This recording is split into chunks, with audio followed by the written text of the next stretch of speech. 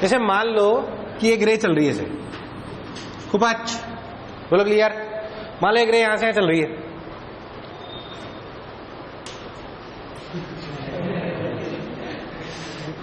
ऐसे एक रे चल रही है खूब। मान लो कि यहां से यहां तक में ये जो दूरी चली गई, ये टी दूरी थी। कितनी दूरी थी? टी। कोई भी वेव जब चलती है, अगर अपन नॉर्मल कोर्स में बात करें तो कोई भी वेव जब चलती है तो कोई भी दो पॉइंटों मान लो x1 दूरी पे और x2 दूरी पे, इनके बीच का पाथ डिफरेंस कितना होता है?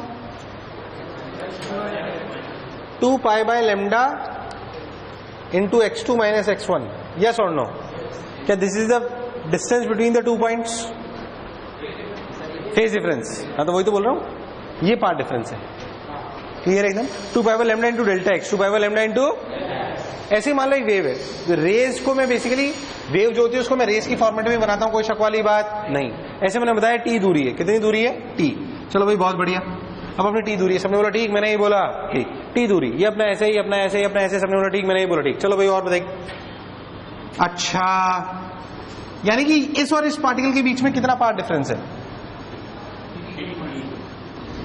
पाथ डिफरेंस टी, और phase difference 2 pi by lambda into T. क्या एम आई करेक्ट? एक और वेव आ रही थी ऐसे बिल्कुल सीधी सीधी, बट क्या हुआ कि वो स्लैब से पहले,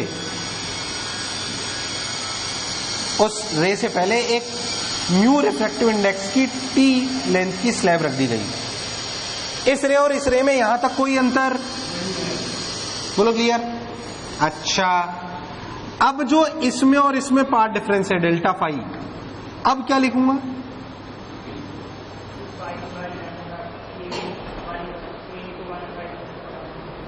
यहां से यहां तक में कितना फेज डिफरेंस था? 2 pi by lambda into T. मैं कह रहा हूं एक और रे जो बिल्कुल वैसे ही आ रही थी, बट उस रे के पाथ में बीच में कौन रख दी गई? स्लैब। क्या थी? स्लैब। इस वाली रे ने टी दूरी कौन से मीडियम में ट्रेवल करी? एयर। इसने म्यू में। किसमें? आवाज नहीं है। किसमें? यार हाँ ना बोलना पड़ेगा। किसमें?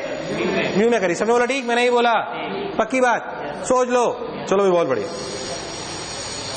अच्छा, मैं एक बात कह रहा था कि तुम लोगों का वेव ऑप्टिक्स में खत्म करके फिर शफलिंग कराऊंगा, इसलिए ढंग से परफॉर्म करना टेस्ट में। समझ में आ रहा है नहीं आ रहा?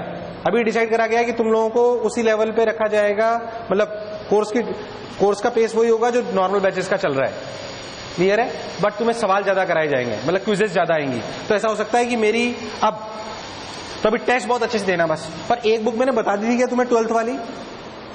12th की एक बुक खरीदनी होगी तुम्हें, जो अपन मेंस का साथ साथ ही निपटाते चलेंगे। जैसे ये वाला हो गया, अब जैसे एक वेव ऑप्टिक्स है, ये मैं तुम्हें आगे कर दूंगा, उनको मेटल ऑप्टिक्स खत्म करूंगा, तुम्हारा क्या खत्म हो जाएगा? Wave optics. एक आध लेक्चर खत्म है तो अपना पूरा हो जाएगा ये। ठीक, खैर डेल्टा फाई बोल, डेल्टा फाई वैल्यू बोलना पड़ेगा। 2 पाई बाई कौन सा लेमडा? एयर वाला, म्यू वाला। यहां पे जब 2 pi by lambda into T लिखा, तो यहां पे 2 पाई बाय लेमडा में लेमडा कौन सा लिखूंगा? कौन सा वाला? कौन सा वाला? तो 2 pi by lambda mu into T. अब बता, इस पार्टिकल और इस पार्टिकल में मान लो ये ए बी था, ये ए डैश बी डैश था। मैं आपसे पूछूं ए और ए डैश में फेज डिफरेंस क्या है? 0।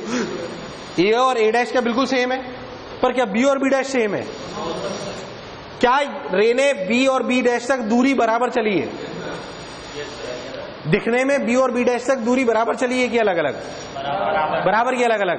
फिर भी बता, बी और बी डैश सेम फेज है कि अलग अलग? सेम की अलग अलग। कौन आगे? कौन आगे? सोच के बोलो। ये एयर है, ये म्यू है। बोल कौन आगे है? आपको बोलना पड़ेगा। बोल कौन आगे? अगर आप बहुत ध्यान देखो तो lambda 1 by lambda 2, lambda 1 by lambda 2 equals to mu 2 by mu 1। अरे सही बोल रहा हूं? गलत। सही, यानी कि lambda mu by lambda equals to 1 by mu. सही लिख रहा हूं क्या एकदम? मतलब लेमडा म्यू की वैल्यू कितनी हुई? Lambda by mu. Way lambda is the wavelength in air, way lambda is the wavelength in, way lambda is the wavelength इन। कोई बुराई वाली बात? तो लेमडा बाय म्यू। सबने बोला ठीक, मैंने ही बोला ठीक। लेमडा म्यू, अच्छा ठीक है। 2 pi by lambda mu into t, 2 pi by lambda mu into T. बहुत बढ़िया। 2 pi by lambda into mu T कैसे लिख सकते हैं? अरे यार कैसे लिख सकते हैं? अब समझ इस बात को। रे चली किस में? म्यू में। कितना चली? T T T. कितना चली? पर सोच के देख, क्या उसने उतना ही फेज डिफरेंस जनरेट करा जितना होता अगर रे एयर में कितना चलती? Mu T. रे कितना चली? टी टी किस में? एयर, सॉरी म्यू में। कितना? म्यू में कितना चली? टी। बट क्या मैं उसको ऐसे की बजाय ऐसे भी लिख सकता हूं? क्या ये उतना ही फेज डिफरेंस है जो आता अगर रे चलती एयर में? कितना? Mu T. It is equal to mu T. It is equal to mu T. कोई शक वाली बात? It is equal to mu T. कोई दिक्कत वाली बात? पहले था जो बोला चमका, हाँ ना बोलना पड़ेगा। चलो भाई, अच्छा भाई, बहुत बढ़िया भाई, वाह बहुत शानदार। ठीक भाई, तो अपन ने म्यू टी ले लिया। ठीक भाई, अच्छा इस म्यू टी को क्या कहते हैं? Optical path length. क्या कहते हैं? Optical path length. क्या कहते हैं? Optical path length. क्या मेरी बात क्लियर है? पक्की बात? ऑप्टिकल पाथ लेंथ, ध्यान सुने इधर। डेल्टा फाइव बराबर 2 pi lambda into t, 2 pi lambda into mu t. Optical path length समझना ठीक। फिर से बात करते हैं। रे चले टी म्यू में, सॉरी म्यू में, इसमें चले रे टी चले म्यू में या म्यू टी चले? क्या एक ही बात है? जब भी ऐसे चलेगी तो हम उसको एयर से रिप्लेस करेंगे जनरली। क्यों? क्योंकि जनरली हमारा इंटरफेरेंस एयर में होता है। किसमें होता है? इसलिए हम ऐसा करते हैं। इसको टिपिकली और किताबों में कैसे समझाया गया है मैं आपको बताता हूं, कंफ्यूज मत होना एकदम। ध्यान सुन, देख मान लो कोई रे चल रही है N1 में। किसमें चल रही है? N1 में। फिर से वही बात करते हैं, N1 में चल रही है, खुपाच खुपाच टी चली। मैं कह रहा हूं उसको आपको रिप्लेस करना है N2 से। मान लो उसमें स्लैब रख दी गई N1 मीडियम में, T थिकनेस की, N2 मीडियम की, ये N1 था। सोच यहां पे रिफ्रैक्टिव इंडेक्स पाथ डिफरेंस लिखा जाएगा 2 pi by lambda 1 into T. बोल सही गलत? यहां पे क्या लिखा जाएगा? 2 pi by lambda 2 into T. क्या सही बोल रहा हूं? क्या lambda 2 by lambda 1, lambda 2 by lambda 1 equals to N1 by N2। कैसे ऐसे लिखा जा सकता है? 2 पाई बाई लैम्डा 1 इंटू, उधर देख N1 बाई N2 की N2 by N1, N2 T by N1। अरे सही बोल रहा हूं क्या? अब सोच, कोई रे T चले N2 में, कोई रे या N2 T बाय N1 चले, एयर में नहीं N1 में। क्या एक ही बात है? क्या हम रिप्लेस कर सकते हैं ऐसे ऐसे?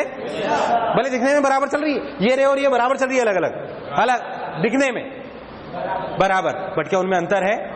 मतलब कोई रे T चले N2 में या N2 T बाय N1 चले N1, कैसे सेम थिंग?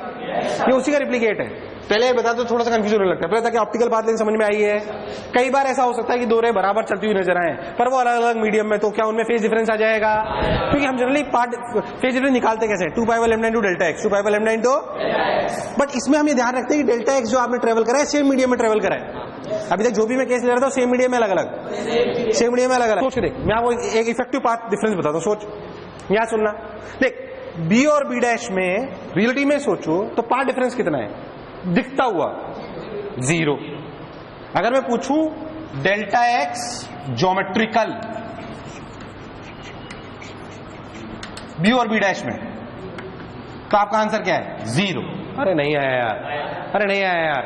पर मैं आपसे पूछूं डेल्टा एक्स इफेक्टिव,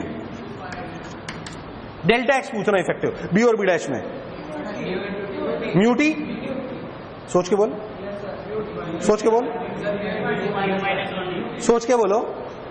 पहले तो डेल्टा एक्स ज्योमेट्रिकल बी और बी डैश में कितना है? 0। बोल है कि नहीं है? ये दिखने वाला है, बट मेरे को तो इफेक्टिव से मतलब होता है। बता इफेक्टिव, बोल भाई। देख ये कितना चला एयर में? म्यू टी कितना चला, और ये तो डिफरेंस कितना? शाबाश, समझ आया तुम्हें बात?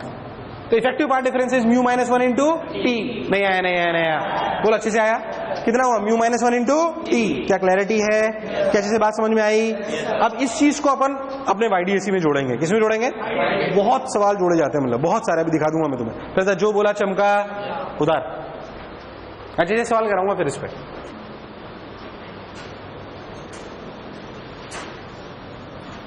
हाँ भाई, देख हो गया क्या? अब देख, लिख, ये लिखाऊं? कोई रे लिखो। अगर कोई रे T चले N2 में, अगर कोई रे T चले N2 में, यहां के इसके बाद है ना, अगर कोई रे T चले N2 में, या अगर कोई रे T चले N2 में, या N2T बाय N1 चले, या N2T बाय N1 चले, N1 मीडियम में, N1 मीडियम में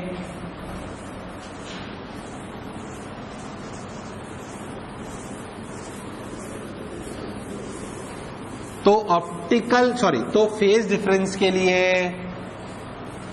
सेम बात है, तो फेज डिफरेंस के लिए सेम बात है।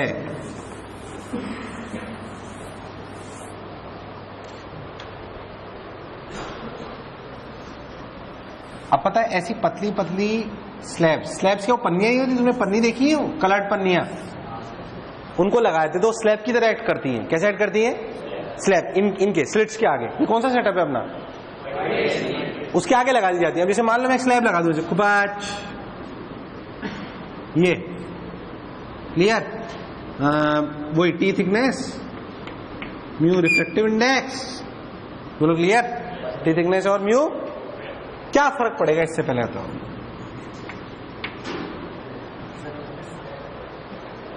क्या हुआ? मतलब वो उसको वैसे एक्ट करती है वो। अब पन्नी तो दिखेगी ना, एक लाइन बना दूंगा, रामलाल ही बोलो। टी मोटाई, म्यू थिकनेस, बोलो क्या फर्क पड़ेगा उधर इंटरफेरेंस पे? क्या फिर बोलो भाई। पहले तो फ्रिंज विड्थ चेंज होगी, वही रहेगी।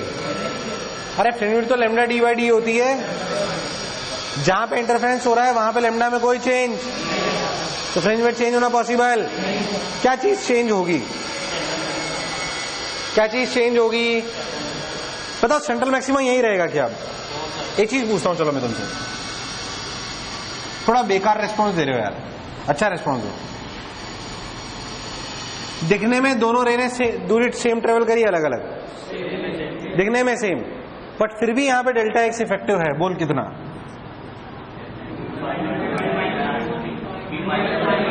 म्यू टी या mu minus 1 into T? Mu minus 1 into T है कि नहीं है?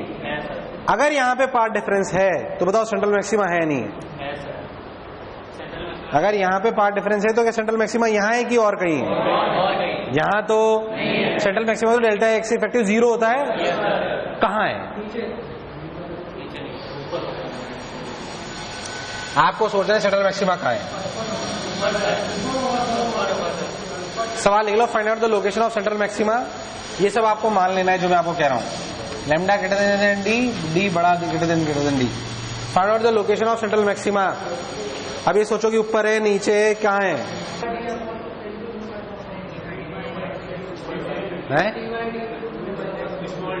पहले बताओ, अब बताओ सेंट्रल मैक्सिमा ऊपर नीचे क्यों? ऊपर बोल रहे हो तुम लोग, ये बताओ पहले मुझे। इन दोनों में दोनों बराबर चल रही है ऐसा लग रहा है ज्योमेट्रिकली, बट कौन ज्यादा चली है?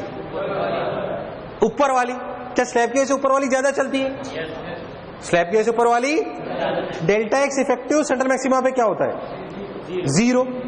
मतलब दिखने में कौन ज्यादा चलनी चाहिए? नीचे वाली, तभी तो बराबरी आ सकती है। अरे यार हाँ ना बोल। ऐसा कब होगा? जब ऊपर जाऊंगा नीचे, ऊपर नीचे, ऊपर नीचे, ऊपर जाओ। क्यों भाई नहीं है? ऐसे बोले ना, ऐसे उड़ेल गाई के रहता, शादी हुई तेरी? तू यहां दाढ़ी रख रहा है क्या?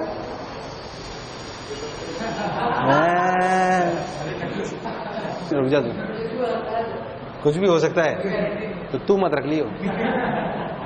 चल ऐसे लगे गेंडे की दाढ़ी आ गई एकदम। SN2 कोई बुराई वाली बात? तो SN2 कौन सा ज्यादा चलेगा तब इफेक्टिव नजर आएगा? S2। तो अपन ऊपर गए, मान लो कहां गए अपन? ऊपर। इस जगह देख, खुपाच खुपाच लिखने के तरीके से फिर और अच्छे सवाल कराऊंगा तुमसे ही, मैं नहीं करा रहा इसमें कुछ भी। S1 और S2। अब सोच के देखो, अगर यहां पे सेंट्रल मैक्सिमा है तो डेल्टा एक्स इफेक्टिव क्या होगा? 0। पर लिखने का तरीका बताता हूं आपको। ये P पॉइंट है, मतलब क्या लिखना चाहिए? S1P effective equals to S2P। क्या मैं सही बोल रहा हूं?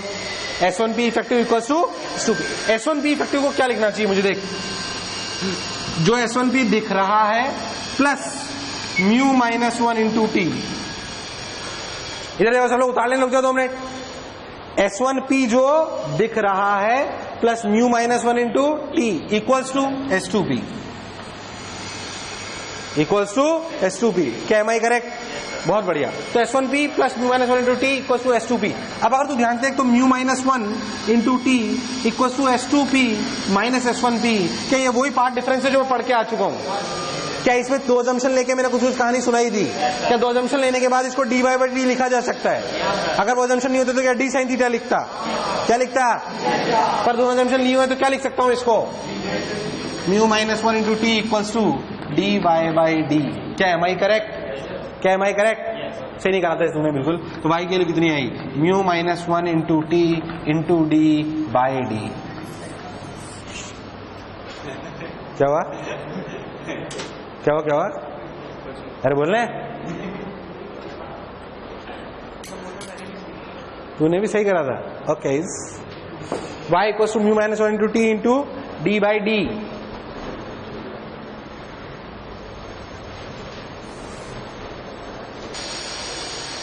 मान लो मैं आपको बोलूं कि y equals to mu minus 1 into D by D. अच्छा, दोनों जगह स्लैब रख दूं तो मान लीजिए मैं आपसे पूछूं कुछ सिंपल सी बात, यहां पे μ1 T1 μ2 T2, बोल क्या पार्ट डिफरेंस? यहां पे क्या पार्ट डिफरेंस? डेल्टा एक्स बोलो यहां पे इफेक्टिव, डेल्टा एक्स इफेक्टिव बोलो है, मतलब मॉड लगा दूंगा तो मैं, बोलो μ2 T2। सही बोल रहा हूं क्या? T सेम होता तो क्या μ2 माइनस μ1 इंटू टी? जनरली सवालों में T सेम होता है। क्या सेम होता है? T जनरली होता है mm में। किसमें होता है? mm। जनरली बता रहा हूं मैं आपको, डेटा आएगा क्यों, डेटा वाले सवाल आ सकते हैं आपके। mm में चल रहा होता है, काफी छोटी छोटी लेंस लेते हैं उसकी, तो मैंने बोला पन्नी होती है। क्या होती है? पन्नी। तो वो भी ऐसे चल रही होती है 2 × 10⁻³ mm, इस तरह की पतली पतली चीजें। तो μ2 T2 माइनस μ1 T1, कोई कष्ट वाली बात? मैं इस पर थोड़ा और अच्छा सवाल पूछता हूँ, देख कैसे। आ जा, मुझे पता पड़ गया भैया स्लैब लगाने से मैक्सिमम मिनिमा शिफ्ट हो जाता है इधर उधर। देख देख ध्यान से और सुन। अब अगर अपन बहुत अच्छे से देखें तो सोच कि भाई मान लो मैं आपको बोलूं कि ये ऐसे, ये ऐसे, ये ऐसे, मैं बोलूं यहां स्लैब लगा दी। क्या लगा दी? स्लैब। इसका reference index mu, thickness T. बोला कि इस जगह पर तूने करा हुआ ऐसा, ध्यान देना बस। मैक्सिमा बनेगा, मिनिमा बनेगा, या कुछ भी हो सकता है। बोलो क्लियर। उसके लिए इसने बोला कि सेंट्रल मैक्सिमा का है, फर्स्ट मिनिमा, फर्स्ट मैक्सिमा, बाकी सब यही अपने लेमडा डी, छोटा D, lambda is less then छोटा डी, वो सब अपने अजम्पशन है। बड़ा डी इज ग्रेटर देन छोटा डी, पर ये सिचुएशन दी हुई है, यहां से भी इंटेंसिटी आई, यहां से भी इंटेंसिटी आई, क्लियर, पर यहां पे इंटेंसिटी 2 आई, कितनी 2 आई। Find t in terms of lambda d d and mu. ऐसे सवाल करा हुआ है तूने, गुड। और टी बराबर होता तो कट जाता, 99% वैसा ही आता है, इसलिए वैसा ही याद था मुझे।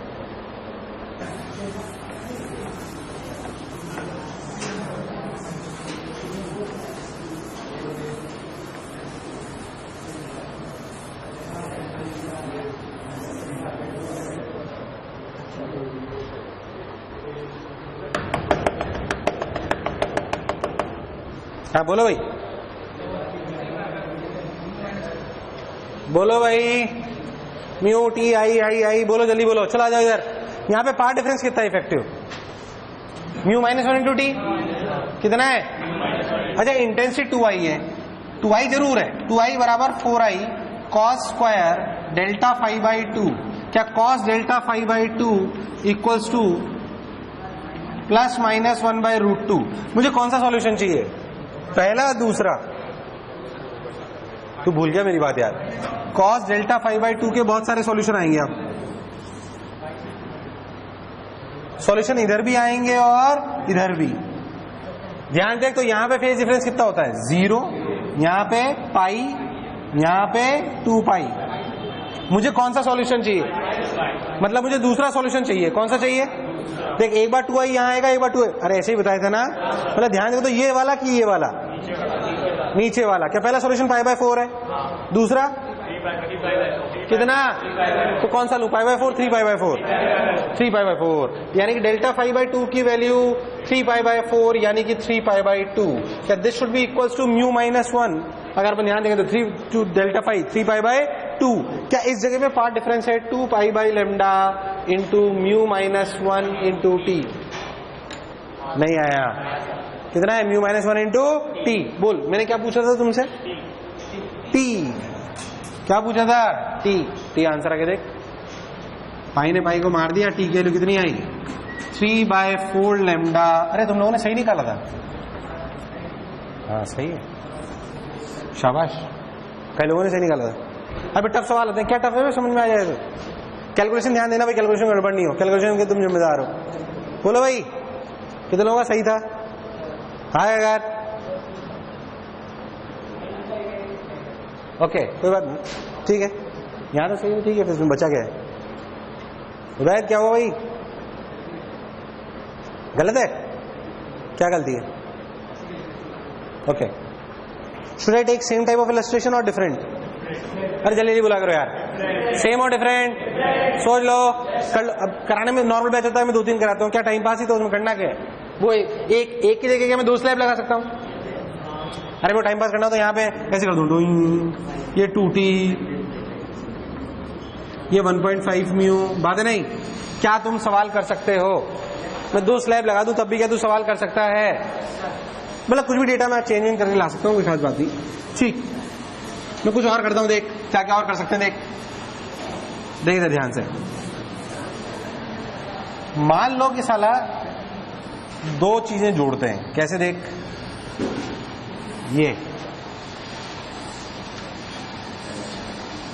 ये कौन सा इंसिडेंस है? क्या ये ऑब्लिक इंसिडेंस है? अरे आवाज, ये कौन सा है? ऑब्लिक।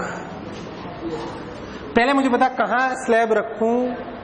चल नहीं छोड़, फिर तो समझ ही आएगा तू।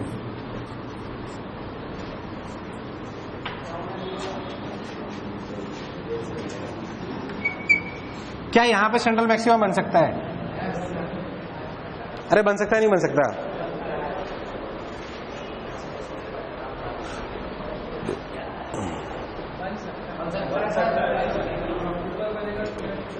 सोच के बोलो,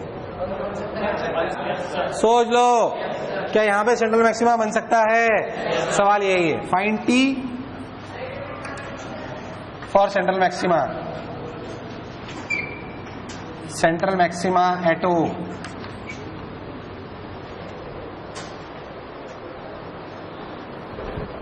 तो क्या ये कितना, यहां से लेकर यहां तक ये कितना ज्यादा चली हुई है, डी साइन थीटा कितना ज्यादा चली हुई है, क्योंकि थीटा को मैंने छोटा नहीं बोला है। ध्यान देखो तो यहां से यहां पहुंचे, क्या यहां के लिए डेल्टा एक्स इफेक्टिव जीरो होना चाहिए, मतलब क्या डी साइन थीटा क्या चीज plus S1O D sine theta plus S1O equals to S2O plus mu minus 1 into T. क्या ज्योमेट्रिकली S1O और S2O बराबर है, simple D sine theta by mu minus 1, oblique incidence और स्लैब दोनों मिला दिए, D sine theta upon mu minus 1।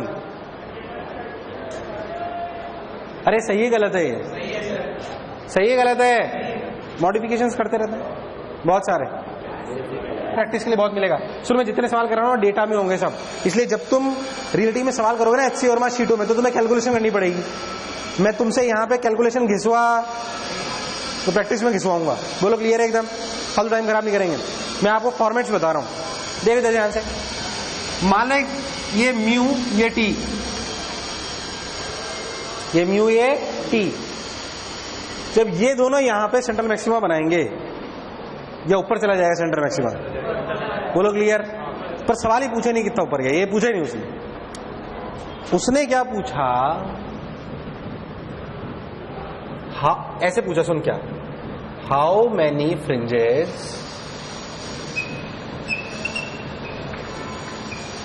Crossed O when we put slab। सवाल ये है, अगेन वो सारे डेटा अपने डी, छोटा डी, लैम्डा, वो सब अजम्पशन सब वैलिड है कि बड़ा डी इज ग्रेटर देन छोटा D, lambda is less than D, D D lambda O mu T. इधर सुने,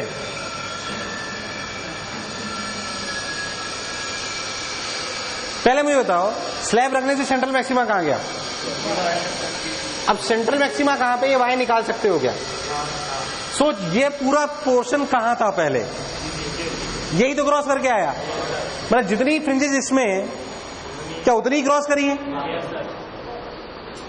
नहीं अरे आया नहीं आया। अच्छा सेंट्रल मैक्सिमा का होता है, इसके लिए क्या लिखते हैं, D Y by D equals to mu minus 1 into T, ये भी कराया मैंने, D Y by D equals to, ये भी लिखा है मैंने, भाई के लिए कितनी है बताना जरा, mu minus 1 into T upon T D by small D, mu minus 1 into T into D by small D. क्या मेरी बात क्लियर है?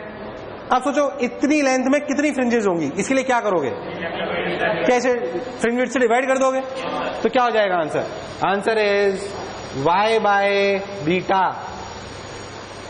Answer is y by beta. Beta क्या है, lambda D by D, lambda D by D लिखोगे तो कितना आएगा, mu minus 1 into T D by D, lambda बड़ा डी बाय छोटा डी। सही कर रहा हूं क्या, क्या क्या कट गया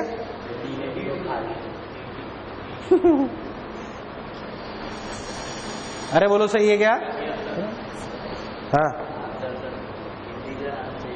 कोई जरूरी नहीं, वो 3.45 आ जाए मान लो तो 3 समझ लेना, पूरी फ्रिंजेस तो 3 ही हुई ना, समझ गया तुम, मतलब उसका डाउट सही, उसने बोला सर मान लो इंटीजर आए कोई जरूरी नहीं, मान लो 4.2 आया तो कितनी लोगे 4, बस इतना सा लॉजिक है वो क्या काफी सारे में आती है, जब आंसर निकालोगे तो 1000 या 500 इस तरह के आंसर आ रहे होते हैं, तो अपने को ज्यादा टेंशन लेने की जरूरत, तो तुम्हें क्लैरिटी से नजर आएगा। बट तू तो ऐसे समझ ग्रेटेस्ट इंटीजर ले लेना, ग्रेटेस्ट इंटीजर ही बोलेंगे ना, है ना, 3.6 में ग्रेटेस्ट इंटीजर,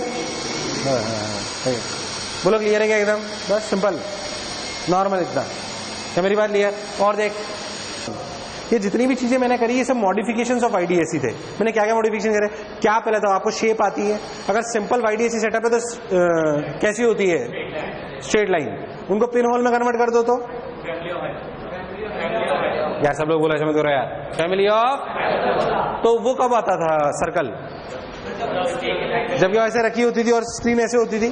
उसके बाद मैंने आपको ऑब्लिक इंसिडेंस पढ़ाया, मैंने आपको ये वाली चीजें पढ़ाई, मैंने आपको व्हाइट लाइट भी पढ़ाई थी। क्या पढ़ाई थी? अच्छा एक बात बताओ, वाईडीएसी करने के लिए या अपने इंटरफेरेंस करने के लिए वाईडीएसी से आपने ये सब कुछ करा, बट रियलिटी में क्या चीज सबसे ज्यादा इंपॉर्टेंट थी कि उन्होंने क्या जनरेट करे? Coherent sources.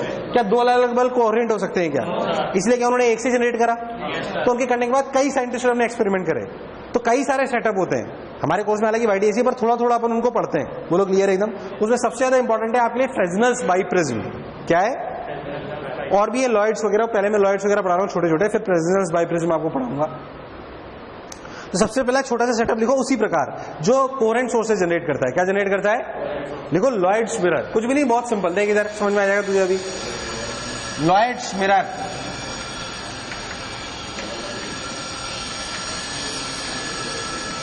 ये देख,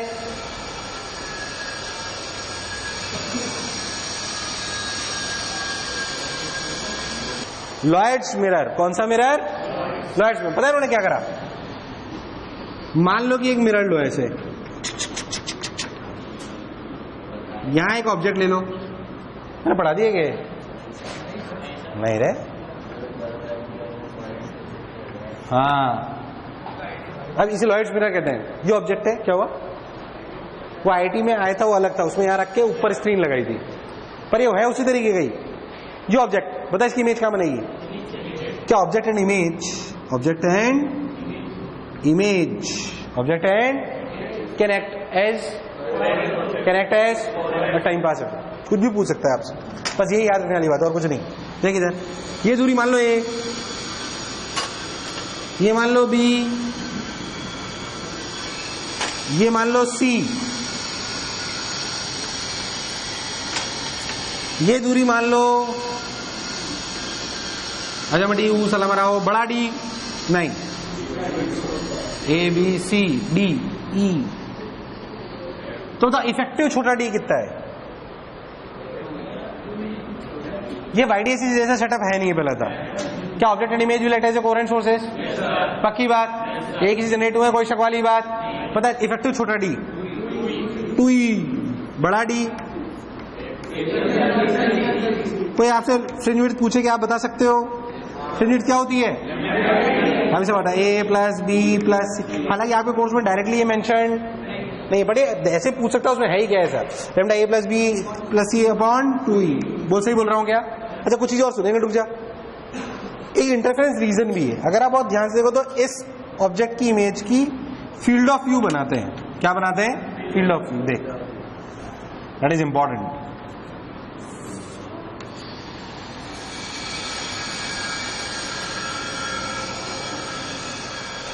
क्या यहां पे फ्रिंजेस बनेंगी? क्या फ्रिंजेस कहां बनेंगी?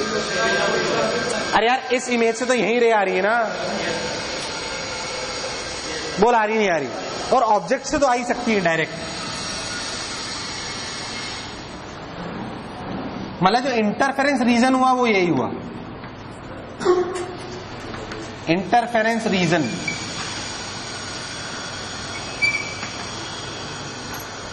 बोलो क्लियर है क्या? Interference region. मेरी बात और ध्यान से, ए बी सी ए ई, कोई आपसे पूछे रीजन निकालो, इसमें कितनी फ्रिंजेस निकालो, निकाल सकता है? पहले तो ये रीजन निकाल सकता है, निकाल सकता है? बोल कैसे निकालेगा? ये मैं करा नहीं रहा हूं, सिर्फ सुन। ये क्या सिमिलर है? नहीं। अगर आप बहुत ध्यान से देखो, कौन कौन से ट्रायंगल देख, ये क्या सिमिलर है? क्या निकल आएगा? इन द सेम वे ये क्या सिमिलर है? क्या फिर से निकल आएगा? उन दोनों डिफरेंस क्या निकल आएगा? आपसे पूछे नंबर ऑफ फ्रिंजेस, क्या करोगे? क्या divided by lambda D by D? ये सब सवालों के रूप में पूछ रहा हूं मैं आपसे, ये कोई स्टैंडर्ड फॉर्मेट नहीं। बेसिकली आपको समझ में आना चाहिए कि object and image will act as a one more thing which should be clear. ध्यान सुन, क्या? That is also important. याद कर, वेव में जब ट्रांसवर्स वेव जाती है और डेंसर मीडियम से टकराती है, किससे टकराती है? तो कितने का चेंज आता है? कितने का चेंज आता है? डल रेस्पॉन्स कितने का, पाई का चेंज आता है। एक वेग है टकराई, कितने का चेंज आया, पाई का चेंज आया। यहां पे जो आप लाइट पढ़ते हो, लाइट और साउंड में डिफरेंस है, मैंने पहले ही बोला फिर बता रहा हूं। मान लो कि एक दीवार है, उससे लाइट रे टकराया और साउंड टकराया, किसमें पाई का चेंज आएगा, सोच के बोलना, किसमें पाई का चेंज आएगा, साउंड लाइट। याद रखने वाली बात है, याद करो ये बात तुमने पढ़ी थी ओपन ऑर्गन पाइप और क्लोज ऑर्गन पाइप के टाइम। नॉर्मल वेव ट्रांसफर्स होती है, ये कौन सी वेव है, लॉन्गिट्यूडनल, इसलिए बता रहा हूं, याद कर, तेरे को सर ने बताया open organ pipe, close organ pipe याद है। Open organ pipe, close organ pipe में जब उसकी प्लेन सरफेस से टकराते थे तो रेयर फ्रैक्शन ही रहता था कि वो ही रहता था, भूल गए तुम। क्लोज सरफेस से जब साउंड टकराती थी तो रेयर फ्रैक्शन ही रहता था कि चेंज हो जाता था, याद है, वही रहता था। मतलब पाई का चेंज आता था, नहीं आता था, नहीं आता था ना, अरे नहीं आता था ना, याद रखने वाली बात है, ये साउंड और लाइट में डिफरेंस है। अगर लाइट डेंसर मीडियम से टकराएगी तो पाई का चेंज, पर अगर साउंड टकराएगी तो पाई का चेंज। रटने जैसी चीज है, वैसे ही आपको दिमाग में याद होनी चाहिए। बोलो क्लियर है एकदम। इसका लिंकेज कहां से, वो भी मैंने आपको बताया, याद ध्यान करिए एक बार, देखना कि ये बात लिखवाई गई है तुम्हें कि जब डेंसर मीडियम से टकराएगी लाइट तो क्या पाई का चेंज होगा, पर साउंड टकराएगी तो पाई का चेंज। नॉर्मल साउंड और लाइट के सवालों में जब भी ऐसे टकराने वाले सवाल आते हैं तो ये डिफरेंस आपको ध्यान में रखता है कि अगर लाइट टकरा रही है तो पाई का चेंज कंसीडर करोगे, वरना पाई का चेंज कंसीडर। अच्छा, पाई का जो फेज डिफरेंस का चेंज है उसको पार्ट डिफरेंस में सोचो तो कितना चेंज है वो, λ/2। Pi phase difference means what, मतलब लाइट टकराते ही मान लो कि λ/2 ज्यादा चल रही है, 2 पाई λ × Δx बराबर पाई, तो पाई Δx कितना आया, कितना आया। तो टकराने का मतलब या तो पाई फेज चेंज लाइट का या फिर λ/2, टकराते ही जोड़ दो, बोल सही है गलत। क्यों मैं बात बोल रहा हूं तेरे को समझाता हूं, अभी लिख लेना अपने शब्दों में, सब याद करके लिखना, अभी लिखना पहले उधर समझ लो। देख, जब ऑब्जेक्ट से रे निकली तो मिरर पे टकराई, मिरर पे, अब जो रे आती हुई लगी वो इमेज से आती हुई लगी, पर टकराते ही उनमें कितना एक्स्ट्रा पाथ आ गया, λ/2। मतलब हर जगह पाथ के λ/2 सरक गया, मतलब जहां हो रहा था पाथ डिफरेंस λ/2 वहां कितना होगा, लैम्डा कितना होगा, मतलब जहां बनने थे मैक्सिमाज वहां बनेंगे। तो क्या object and image act as a coherent source in this case, that is for sure. But क्या उनके बीच का फेज डिफरेंस 0 है या पाई है, जो अपने को किसकी वजह से आया है, वो टकराने की वजह से। नहीं चमका। ऑब्जेक्ट और इमेज का फेज सेम है कि अलग अलग है, इस वाले केस में कितना है, क्यों है पाई, टकराने की वजह से। इसलिए जहां बनने थे मैक्सिमाज वहां क्या बनेंगे, वाइडेसी सेटअप में जहां बनाते मैक्सिमाज वहां क्या बनेंगे, पक्की बात, सोच लो। नहीं आया। क्या मेरी बात एकदम क्लैरिटी से समझ में आई है। अब जो मैंने बोला अपने शब्दों में लिखो, ये उतार के, कि लाइट में डेंसर मीडियम से टकराने पे पाई का चेंज आता है, पर साउंड में डेंसर मीडियम से टकराने पे पाई का चेंज नहीं आता है। साउंड में पाई का चेंज कब आता है, जब रेयरर मीडियम से टकराते हो। किससे टकराते हो, रेयरर मीडियम से।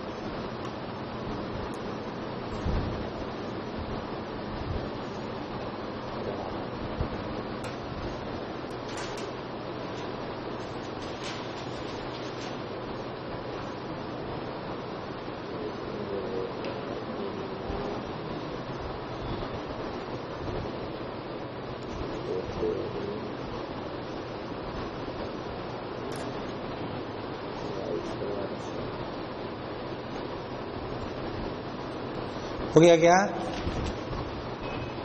हो गया क्या? लिख लिया अपने शब्दों में एकदम पक्का? इसमें भी लिख लेना कि object and image act as a coherent source with phase difference pi, pi is due to टकराना। लिख लिया ये? Object and image will act as coherent source, object and image will act as coherent source, will act as coherent source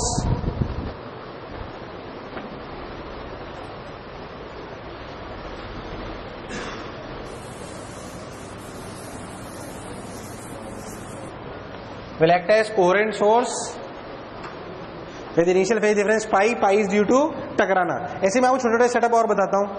यार देख, हालांकि courses में नहीं है, देख सिर्फ सुन लेना, समझ लेना, उतार मत भले इनको। एक जैसे एक था फ्रेजनल्स बाई मिरर। उन्होंने क्या करा, ऐसे दो मिरर लिए, बोलो क्लियर, और एक ऑब्जेक्ट यहां रख दिया। इस ऑब्जेक्ट से रोशनी सिर्फ इधर ही गिर रही है, उधर नहीं जा रही है। तो बता इस ऑब्जेक्ट की इमेज इस मिरर में कहां बनेगी?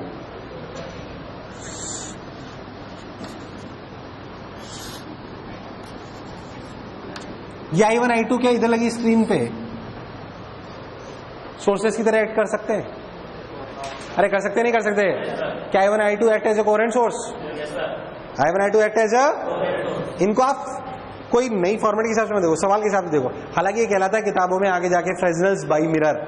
क्या कहता है? फ्रेजनल्स बाई मिरर। पर आगे ना आपके कोर्सेज में नहीं है, बट ऐसे बनाए जाते हैं। I1 I2 क्या कोहेरेंट सोर्सेस की तरह एक्ट करने लग गए? इनमें पाई का चेंज है नहीं है? इन दोनों में पाई का चेंज है नहीं है? टकराने पे यहां पे भी पाई का चेंज आया और पाई ने पाई को बचना पॉसिबल? बोलो क्लियर है एकदम? पक्की बात? चलो एक और चीज जो हमने लिया है वो लिखो, फ्रेजनल्स बाई प्रिज्म। ये इंपॉर्टेंट है, देख लिख फ्रेजनल्स बाई प्रिज्म। फ्रेजनल्स स्पेलिंग बताऊं? सारे तुम कुछ भी लिखा करो, स्पेलिंग में क्या है? फ्रेजनल्स बाई प्रिज्म। क्या सही तो है? मतलब मैंने ही बनाई है वैसे नहीं, पर सही है, ज्यादा मुझे याद है। ठीक है ना, सही फर्क पड़ रहा है। रामलाल बाई प्रिज्म लिख लो, उसमें क्या है? फ्रेजनल्स बाई प्रिज्म। तुझे एक पुरानी बात याद दिलाता हूं, वो यूज में आएगी यहां पे, क्योंकि प्रिज्म में खुबाच खुबाच खुबाच। यार सुन, एक पतला प्रिज्म जब होता था, मैं करा चुका हूं, ध्यान सुनना। एक पतला प्रिज्म जब होता था तो उसका डेविएशन कितना होता था? n-1 इंटू एक ऑब्जेक्ट रखते थे तो याद है इमेज शिफ्ट हो जाती थी। कुछ याद है आपको? ऐसे इमेज शिफ्ट याद है कि भूल गया है? बताया था ना मैंने? अरे बताया था ना? हाँ, शीट में भी सब जगह है वो, कि डेल्टा, इस डेल्टा की वैल्यू क्या μ-1 इंटू ए होती थी। μ-1 इंटू, तो सीक्रेट इसी से बोल रहा हूं मैं, कौन सी क्रांति का रॉकेट साइंस थोड़ी है। कौन सा मारो कुंड में गिरा भैंसों के साथ साले। μ-1 इंटू ए। तू कैमरामैन को क्या देख रहा है? μ-1 इंटू ए। तो अगर ये डेविएशन μ-1 इंटू है तो ये कहलाती है शिफ्ट। क्या कहलाती है? ऑब्जेक्ट यहां से था, इस प्रिज्म की वजह से इमेज इतनी शिफ्ट हो गई। वो शिफ्ट के लिए क्या होती है? लिखते थे 10 डेल्टा बराबर शिफ्ट। मान लो ऑब्जेक्ट की दूरी यहां से ए थी, कितनी थी? ए। 10 डेल्टा बराबर शिफ्ट अपॉन ए। क्या शिफ्ट को लिखते थे ए डेल्टा, क्योंकि ये tan delta is approximately delta, तो इसे क्या लिखते थे ए म्यू माइनस 1 इंटू ए। क्या ए स्क्वायर, ये ए अलग है, ये बोलो क्लियर है क्या? इसको इस सेटअप में यूज लिया जाता है। कैसे? Let me tell you. है बोले शर्माता क्यों है बोलने? म्यू पिछली बार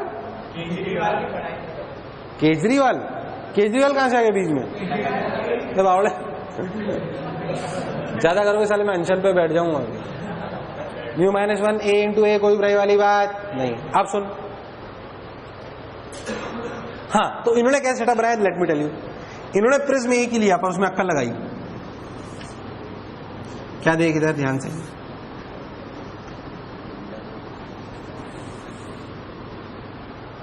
ये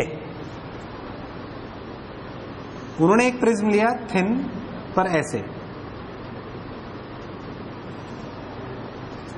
एक प्रिज्म है दो, एक ही है, एक ही प्रिज्म है, पर इनका जो एंगल है ना ये छोटे हैं, तो ये एक अलग प्रिज्म की तरह एक्ट करेगा और ये एक ऐसे बनाया उन्होंने, सेटअप है। अब उन्होंने क्या करा, यहां ऑब्जेक्ट रख दिया। क्या रख दिया? ऑब्जेक्ट। बोलो क्लियर है? ऑब्जेक्ट रख दिया। सुन सोच, इस ऑब्जेक्ट के लिए ये भी एक प्रिज्म है और इस प्रिज्म के लिए इमेज कहां बनेगी? ऊपर। कितना ऊपर? कितना ऊपर? म्यू माइनस 1 इंटू ए। क्या एम आई करेक्ट? अच्छा, दूसरा लेंस के लिए इमेज कहां बनेगी? नीचे। कितना नीचे?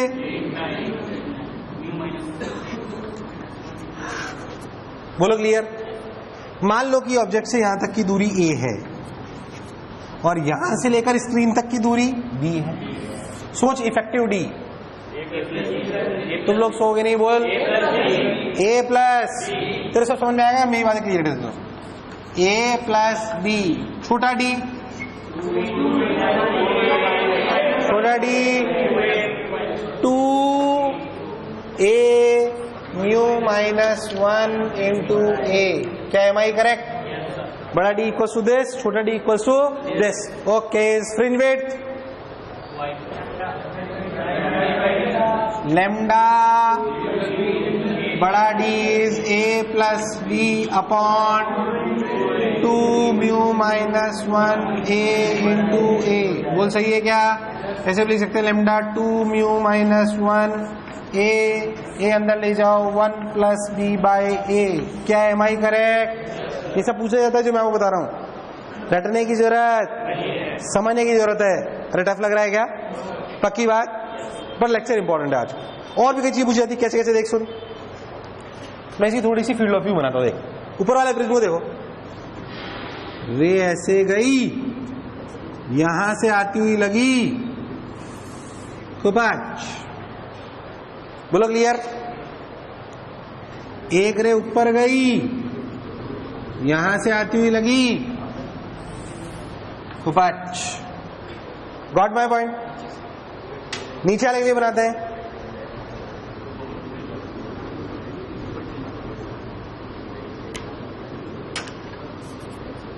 मेरे से पूछ, मेरे से पूछ, मेरे से पूछ।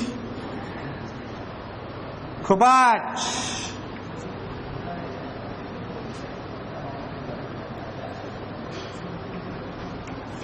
खुपाच। बोल इंटरफेरेंस कहां हुआ? कहां हुआ? बोल क्लैरिटी आ रही है क्या? क्या तुम ये x निकाल सकते हो? मान लो दूरी x है तो सिमिलर ट्रायंगल देख, ये